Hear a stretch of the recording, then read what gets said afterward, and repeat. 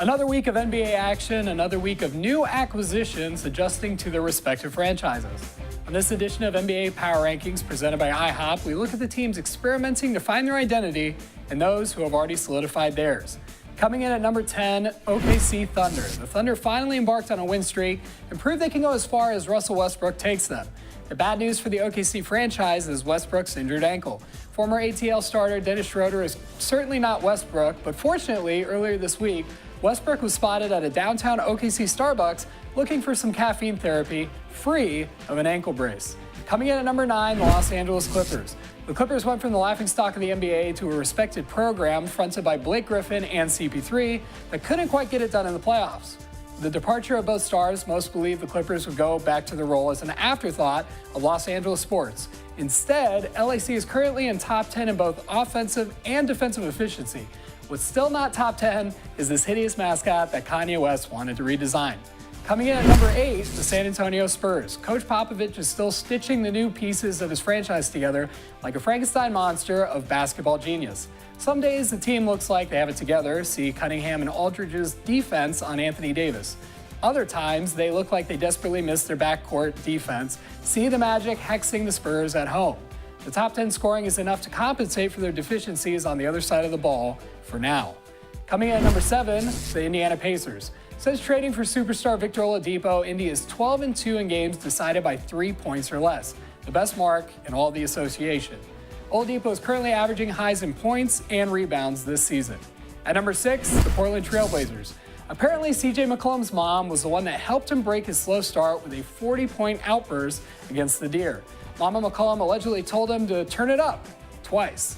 Similar to the city chanting on Spider-Man when the Green Goblin was wrecking shop, McCollum got a second win on the season.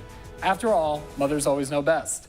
At number 5, the Boston Celtics. The Celtics will likely find their pot of gold in the top 3 soon, but in the meantime, Coach Brad Stevens is still experimenting with rotations with his deep lineup. Kyrie is also experimenting with how far he can throw a ball in the stands, like he did after Jamal Murray attempted to get 50 points in garbage time. It's called defense, Kyrie. At number 4, the Denver Nuggets. 2 years ago, the Nuggets' best player was Kenneth Faried. The current group is an inspired bunch that have earned the best start in franchise history.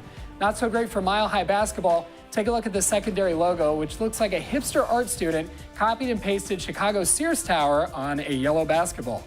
They don't call it Mile High for nothing.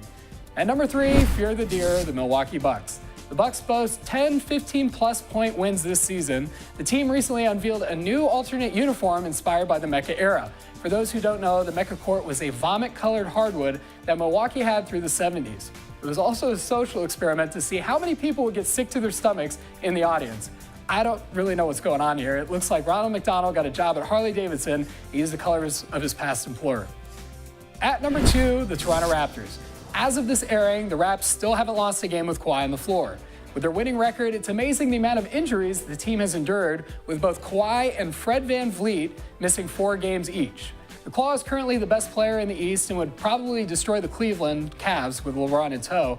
Even without LeBron, the Raps hunted down the Lakers 41-10 in the first quarter. And at number 1, like the Roman Empire that lasted 1,480 years, the Golden State Warriors reign supreme. Unless someone pulls a Tanya Harding on the Warriors, I don't see Steve Kerr and the boys falling from the top spot anytime soon. Besides his pregame trick shots, Stephen Curry is making a strong case for the MVP. Through his first 9 seasons, Curry has scored 400 more points than Kobe and 334 less minutes played. Tonight's NBA Power Rankings are brought to you by IHOP. Eat up every moment.